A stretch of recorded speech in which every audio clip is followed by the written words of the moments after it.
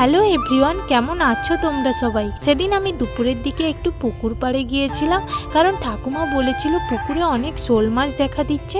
গিয়ে দেখলাম দাদা শোল মাছ ধরার প্রস্তুতি নিচ্ছে। চলো আজ শেয়ার করি কিভাবে আমাদের পুকুরে শোল মাছ ধরা হয়। যার জন্য প্রথমে এইরকম শোল মাছ ধরার বড় কাঁটা কিনে তাতে এইভাবে ছোট ছোট করে দড়ি বেঁধে দিতে হবে। এরপর দেখো দাদা আমার কাছ থেকে সেই কাঁটা শুদ্ধ ছোট ছোট দড়িগুলো নিয়ে বড় একটা লম্বা দড়িতে করে বেঁধে দিল। আর দেখো এই দুটো কাঁটা বেঁচে গিয়েছিল। এরপর কাঁটা বাঁধা পুরো দড়িটাকে একটা বালতিতে করে গুছিয়ে নিলাম। দেখো এতগুলো কাঁটা বাঁধা হয়েছে। তারপর দাদা পুকুরে যে পুঁটি মাছ ধরার জাল এড়েছিল সেটাতে যে ছোট ছোট পুঁটি মাছগুলো পড়েছে সেগুলোকে ছাড়িয়ে বালতিতে করে রেখে দিল। দেখো টোটাল এতগুলো ছোট পুঁটি পড়েছে। এরপর পুকুরে একটা শুকনো ডালা গেঁথে তাতে কিছুটা দড়ি বেঁধে পুকুরের ওই পাড় থেকে এই পাড় পর্যন্ত দড়ি টেনে টেনে নিয়ে এসে দাদা আমায় ওই দড়িটা ধরতে বলল এবং ওপারে গিয়ে সেই কাঁটা শুদ্ধ দড়ির একটা প্রান্ত বেঁধে ও তাতে পুঁটি মাছগুলো এক একটা কাঁটায় গেঁথে আমাকে এ প্রান্তে সেই দড়িটি টানতে বলল।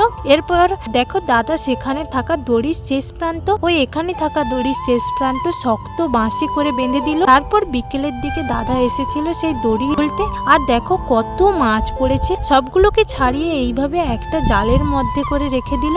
আর একটা মাছকে দেখো যেটাকে কাঁটা ছাড়ানোর সময় হাত থেকে ফসকে যায়, কিন্তু দাদা রীতিমতো সেটাকে ভালো করে ধরে সেই জালের মধ্যে রেখে দিল। দেখো কতগুলো গড়ি মাছ পড়েছে। আর একটু আগে দাদা সেই একই কাঁটায় এত বড় একটা শোল মাছ ধরেছে। তারপর সেই হাঁড়িতে করে দুটো গড়ি মাছ রেখে দিলাম। ও একটি গড়ি মাছ নিয়ে আসতে আসতেই মারা গেছে। দেখো সমস্ত মাছগুলো কেমন লাফালাফি শুরু করেছে। চলো আজকের মতো এই পর্যন্ত, বাই বাই।